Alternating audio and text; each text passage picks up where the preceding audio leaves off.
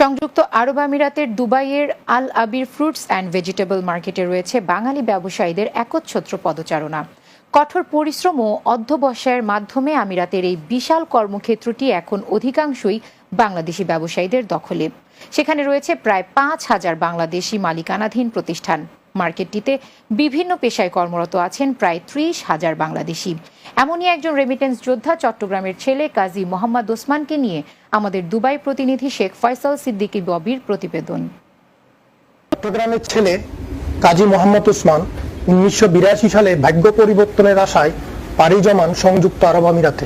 প্রথমে ভগ্নিপতি ও বাবার বন্ধুর আশ্রয় থেকে কর্মজীবন শুরু করেন দুবাইয়ের একজন ক্ষুদ্র ব্যবসায়ী হিসেবে। উপলব্ধি করেন আরব দেশে উন্নতি করতে হলে আরবি ভাষা জানা অত্যাবশ্যকীয়। মাত্র 5 মাসে দখল নেন আরবি ভাষায়।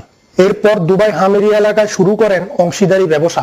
শুধু আমি আরবি কথাটা জানতাম না, ছিল আরবি ভাষা এই দেশে থাকলে আরবি ভাষা বলতে হবে, সেই জন্য আমি আরবি ভাষা শিখতাম। আরবিতে বুঝতাম না, আমি বাংলাতে আরবিটা লিখতাম, লিখে রাখতাম। কোনো বাঙালি আসলে কোনো আবার উঠে পড়ে জিজ্ঞাসা করতেন মাইনে কি। কঠোর পরিশ্রমের মাধ্যমে বর্তমানে দুবাই আল আবির সবজি মার্কেটে Kazi Foods and Vegetable LLC, JAK United Trading LLC সহ কাজী মোহাম্মদ ওসমানের রয়েছে প্রায় 10টি প্রতিষ্ঠান। আমার এখানে তো প্রায় 10টা প্রতিষ্ঠান স্টোর আছে, দুবাই ইউনিয়ন কোঅপারেটিভ আছে, 19টা ব্রাঞ্চ আছে। 19টা ব্রাঞ্চে আমি ডেইলি 2 টাইমেই মাল ডেলিভারি করি। অসাধারণ মেধাবী এই মানুষটি তার সম্পূর্ণ মেধা কাজে লাগান ফল ও সবজি আমদানি রপ্তানি পাইকারি বিক্রি খাতে। বর্তমানে তার মালিকানাধীন 10টি প্রতিষ্ঠানে কর্মরত রয়েছে প্রায় শতাধিক বাংলাদেশি।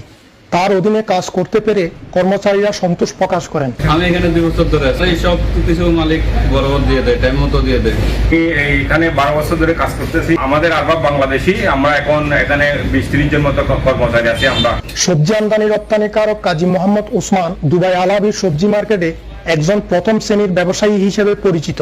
এই সফল উদ্যোক্তা তার বক্তব্যে বলেন, বাংলাদেশ থেকে যদি শ্রীলঙ্কা ও কলম্বিয়া ট্রানজিট বাদ দিয়ে শিপিং এর মাধ্যমে ফল ও সবজি আমদানি করা যায়, তবে আমিরাতে বাংলাদেশি সবজি যে বিপুল পরিমাণ চাহিদা রয়েছে তা পূরণ করা সম্ভব।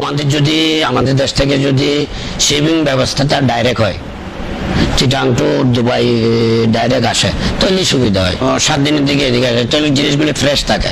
কাজী মোহাম্মদ ওসমান আরো বলেন, বাংলাদেশি ফল ও সবজি রপ্তানির খাত থেকে বাংলাদেশ বিপুল পরিমাণ বৈদেশিক মুদ্রা অর্জন করতে পারে এবং প্রয়োজনীয় সুযোগ সুবিধা পাওয়া গেলে তিনি বাংলাদেশ এবং বাংলাদেশিদের উপর বিনিয়োগ করতে আগ্রহী।